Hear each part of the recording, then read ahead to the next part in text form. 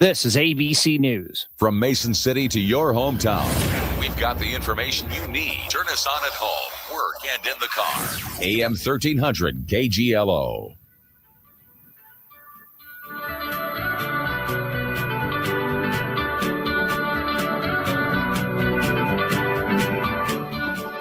Your hometown news station, AM 1300 KGLO, streaming live online at KGLOAM.com and on our KGLO News Facebook page this morning. Here at 7:32 and Wednesday morning, we typically bring in Pete Hjelmstad for the Iowa Department of Transportation here in Mason City. Pete, good morning. Good morning, Bob. Well, the first things first, I know we talked about the Lansing project, the bridge over there last week on the program, and you maybe refresh everybody's memory on what was happening on Friday and how that went. Yeah, Friday was the day that the final piece, I guess, was put in so that the bridge structure itself would stretch across the river, would be completely connected. It was about a 200 and some foot stretch of the steel system of the bridge, and it was on barges that they built over by the marina. They built the center section of the bridge on that, and then they used tugboats and floated it in, positioned it in the open spot, and connected it to, they're called strand jacks that were up on the existing deck of the new bridge. And then they very, very, very slowly lifted it into place. I was over there. I was able to get some pictures with the drone and watch it happening, and it's crazy. It moved very, very slowly. It would be one of those things where you'd be watching it and you'd have to look away and then look back and go, oh yeah, it did move up a little bit. But I believe they would move it about 20 inches and then stop and make sure everything's still lined up and the jacks are functioning correctly and everything. But yeah, it was a long day. I believe they started prepping everything about 5 a.m. and about 8 o'clock at night it was in place and the barges were gone, and it's one complete structure now that stretches across the river. Well, and the weather held out for that project too, which obviously was, I'm sure, a big thing that they were, keeping an eye on with that project.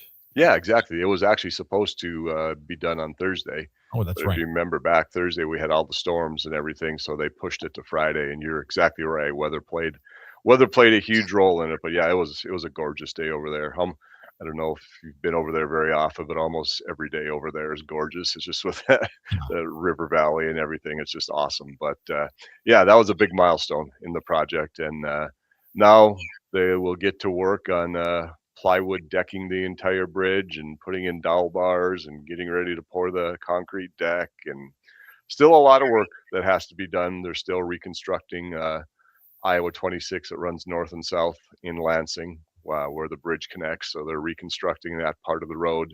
So like I said, there's still a lot of work to be done. But again, this was a big milestone to get checked off and get closer and closer to that spring of 2027 opening. Well, you talk about the area being beautiful, and I don't know, you said that, and of course the first thing that came to my mind, of course, was baseball, because we know that Key High is always a big baseball team, and I don't know if you've been to Shooky Fink Field or not to watch a baseball game, the high school stadium. I have not been there to a game, but I have driven by many times, and every time I go into town, I see the sign with all the state tournaments. So yes, it is very obvious that baseball is a big part of that community, and it should be with the success they've had. Absolutely.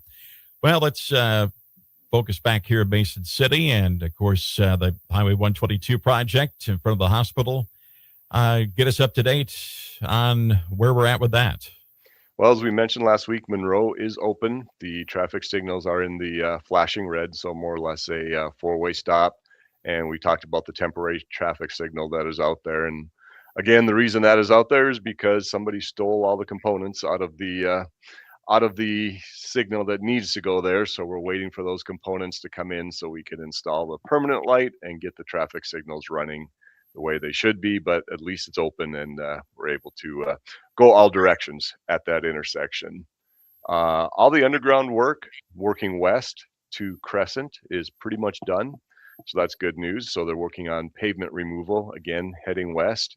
So there's progress. It's again, all the underground work takes time, but we're getting there. Back to the traffic control thing.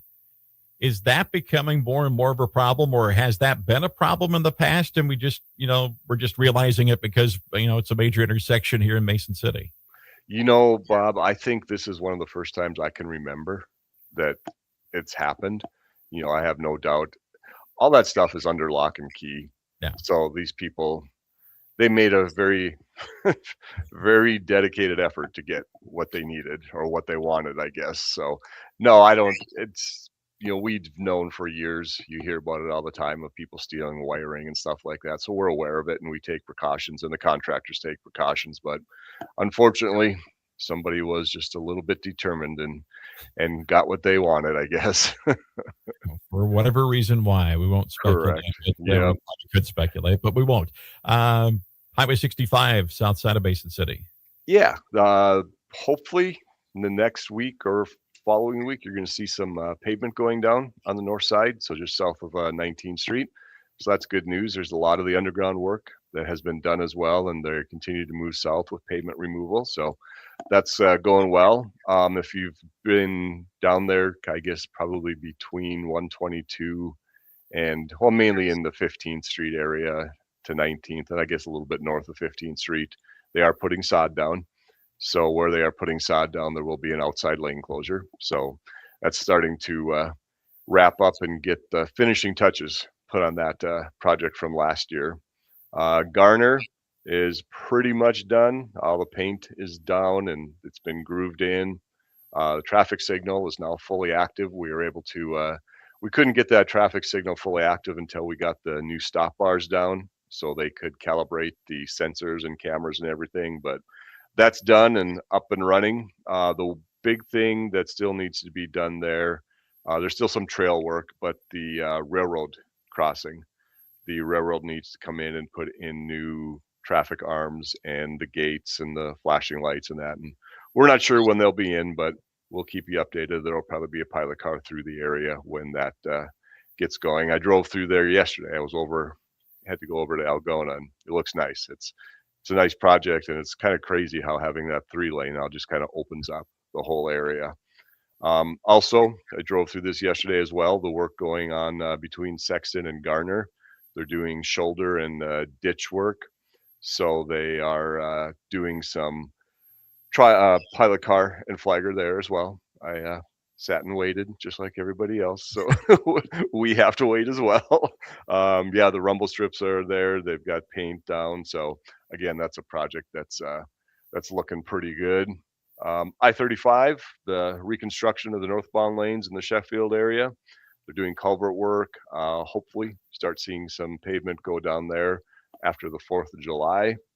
Iowa 3 from the Franklin County line to US 69, mainly shoulder work left there. They're doing rumbles yet and again, grooving in the paint markings. And then the bridge south of Rockwell. As far as I know, they completed setting the beams for that yesterday. They started Friday and we're supposed to wrap it up yesterday afternoon. Deck pour, hopefully around the 4th of July. They're also doing some work on the gravel road just south of the bridge. They were relocating that coming from the west, relocating that a little bit to just make it a little better sight lines with the bridge there and everything. And so that work's going on as well. But yeah, that project's progressing really, really well. So we're still shooting for that mid-August opening of that one. With summer travel season kicking in and hopefully gas prices going down and 4th of July travel here just a couple of weeks away, should people start examining that 511ia.org website, maybe make sure they have their travel plans and they won't run into any road construction or be ready to run into road construction?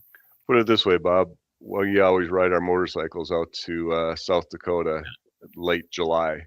And I've already been looking at South Dakota's 511 map to see where I should and shouldn't go. So yes, it's a great planning tool.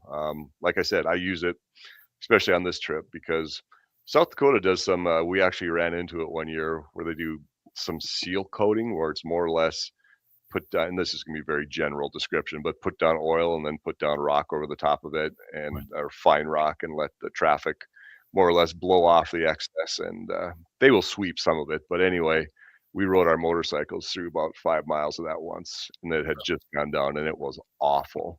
So yeah, I use that a lot, and literally changed our route the last couple of years because of a couple projects. And it's definitely a really really good tool. It's the big thing is, and it's what I tell driver's ed students, is to be prepared. If you know what's going on, you're prepared. You know what to expect. Makes everything go a lot smoother.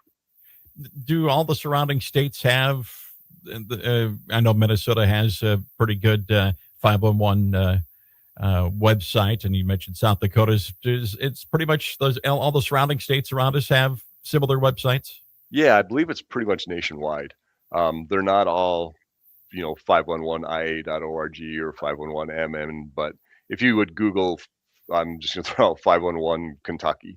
I'm sure you would find their road construction map as well. But yeah, every state in the country has a website like that, or an app, or both. And yeah, like I said, they are really really helpful when it comes to traveling.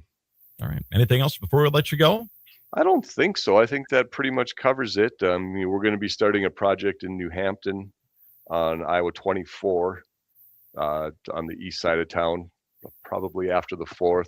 I guess I could touch on real quickly the Highway 9 project, the resurfacing between 218 and Riceville.